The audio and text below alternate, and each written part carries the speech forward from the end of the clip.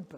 Oui, hélas, pour prendre le contrepoint de Pierre et rendre témoignage de ce que je vis dans le milieu de l'enseignement.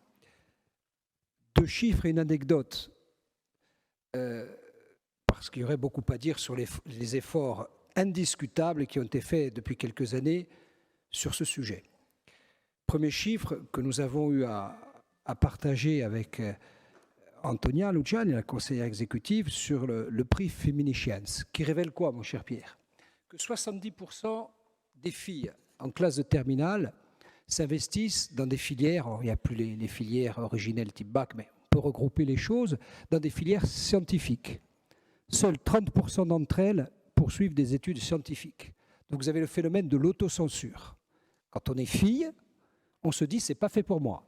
Et médecine, qui est évidemment trustée, et en termes de nombre et en termes de réussite, il y a le nombre, il y a la qualité, masque la forêt. C'est l'arbre qui masque la forêt. Attention à des conclusions hâtives. La deuxième chose qu'on peut observer sur le temps, avec les Parcoursup est très critiqué, mais il permet d'avoir un promontoire d'observation qui est très dur sur l'orientation des filles et qui révèle l'autocensure qui se pratique dès le collège. Je vous invite à réfléchir à ces deux situations. Et enfin, une anecdote. Parce que, bon, vaut mieux prendre le parti d'en rire. Comme proviseur, j'ai eu à traiter pendant 3 semaines avec des bloqueurs. Bon, ça fait partie du métier. Ça a duré 12 jours.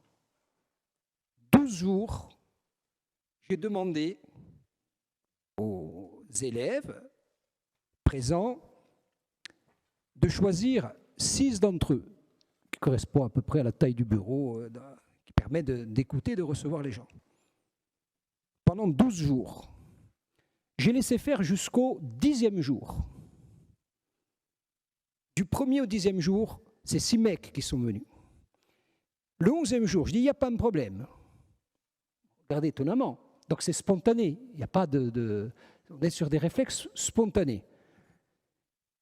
Les 11e jours, les choses se sont décomptées parce que j'ai imposé que 3 filles et 3 garçons qui tenaient les mêmes discours, qui avaient la même indignation. Ça veut dire que même au niveau de l'indignation, là on n'est pas dans la révolte, ce n'était pas des casseurs, c'était la manifestation d'une indignation spontanée aux grilles d'un établissement. C'était tous les matins 6 garçons, ce n'était pas des black blocs.